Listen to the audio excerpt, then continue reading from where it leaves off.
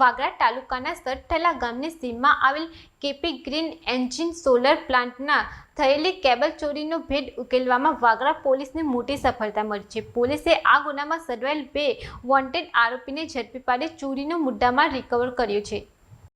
પ્રાપ્ત માહિતી મુજબ ગત તારીખ 23 માર્ચ 2026ની રાત્રે દરમિયાન સડથલા ગામે આવેલા સોલાર પ્લાન્ટમાં તસ્કરોએ ત્રાટકીને અંદાજે 670 મીટર લાંબો કોપર કેબલ વાયર કિંમત આશરે ₹20,000 ચોરી કરી હતી અને ચોરીના સ્થળેથી તસ્કરો ઉતાવળમાં પોતાની હોન્ડા સાઇન મોટરસાયકલ મૂકીને નાસી છૂટ્યા હતા. બાઇક અને ટેકનિકલ સર્વેલન્સને આધારે વાગરા પોલીસે તપાસ તેજ કરી હતી અને પોલીસ તપાસ દરમિયાન મળેલી સચોટ બાતમીના આધારે આ ગુનામાં વોન્ટેડ એવા 2 શખ્સો જેમાં લાલુભાઈ ઉર્ફે પ્રકાશ વિઠ્ઠલ વસાવા અને જયેશ ઉર્ફે જયલો રવજી વસાવા બંને રહેવાસી અમલેશ્વર તાલુકા જિલ્લા ભરૂચને ઝડપી પાડ્યા હતા અને પોલીસે આરોપીઓની ધરપકડ કરી તેમની પાસેથી ચોરીમાં ગયેલો કોપર કેબલનો મુદ્દામાલ પણ જપ્ત કર્યો હતો. અત્રે ઉલ્લેખનીય છે કે પ્લાન્ટના સંચાલક વિવેક મધુસૂદન પંચાલ દ્વારા નોંધવામાં આવેલી ફરિયાદ બાદ પોલીસે ત્વરિત કાર્યવાહી કરી હતી અને હાલમાં પોલીસે બંને આરોપીઓની સઘન પૂછપરછ હાથ ધરી છે અને આ વિસ્તારમાં થયેલી અને નાની મોટી ચોરીઓના ભેદ પણ